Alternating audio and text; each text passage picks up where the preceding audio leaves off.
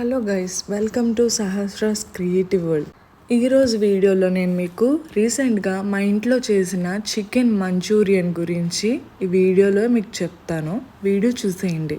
ఇప్పుడు చికెన్ని బాగా శుభ్రంగా కడిగిన తర్వాత సాల్ట్ వాటర్లో 30 మినిట్స్ నానబెట్టాలి. ఆ తర్వాత వాటర్ను వంపేసి ఈ చికెన్లో ఒక ఎగ్ తీసుకోవాలి, రుచికి సరిపడినంత సాల్ట్, ఇంకా మైదా, ఇంకా కార్న్ఫ్లోర్ 2 స్పూన్స్ వేసుకుని అల్లం వెల్లుల్లి పేస్ట్ వేసుకుని బాగా కలుపుకోవాలి. ఇవంతా యాడ్ చేయకముందు చికెన్లో వాటర్ లేకుండా చూసుకోండి, లేకపోతే మీకు థిక్ కన్సిస్టెన్సీ రాకుండా లూజ్ కన్సిస్టెన్సీ వచ్చేస్తుంది. ఒకవేళ లూజ్ కన్సిస్టెన్సీ వచ్చినట్లయితే కొంచెం కార్న్ఫ్లోర్ మైదా వేసుకోండి.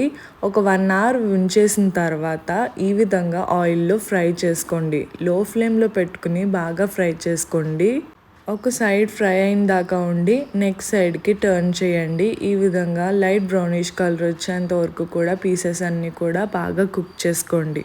ఇప్పుడు మనం ఇంకొక ప్యాన్ తీసుకుని బటర్ని యాడ్ చేసుకోండి. యాడ్ చేసుకున్న తర్వాత జింజర్, గార్లిక్, ఇంకా చిల్లీ ఇవన్నీ కూడా చిన్నగా చాప్ చేసుకుని బాగా ఫ్రై చేసుకోండి. పచ్చివాసన పోయేంత వరకు కూడా ఫ్రై చేసుకోండి. అంతలోపు నేను ఒక చిన్న ఆనియన్ తీసుకుని ఈ విధంగా పీసెస్ కింద సెపరేట్ చేసుకుని దీంట్లో వేసేసుకున్నాను. ఇప్పుడు మీరు క్యాప్సికమ్ వేసుకోవాలి. వేసుకుంటే వేసుకోండి, లేకపోతే లేదు. నాకైతే ఇష్టం కాబట్టి నేను క్యాప్సికమ్ వేసుకున్నాను. ఇప్పుడు 2 tablespoons soya sauce, 2 tablespoons vinegar and black pepper powder వేసుకోవాలి. రెడ్ చిల్లీ పేస్ట్ కూడా 2 టేబుల్ స్పూన్స్ వేసుకోవాలి. ఈ టైంలో మనం కొంచెం సాల్ట్ టేస్ట్ చేయాల్సి ఉంటుంది.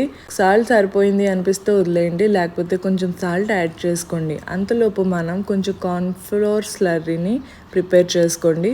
చేసుకున్న తర్వాత ఇప్పుడు ఈ మిశ్రమంలో వేసేసుకుని బాగా తిప్పండి.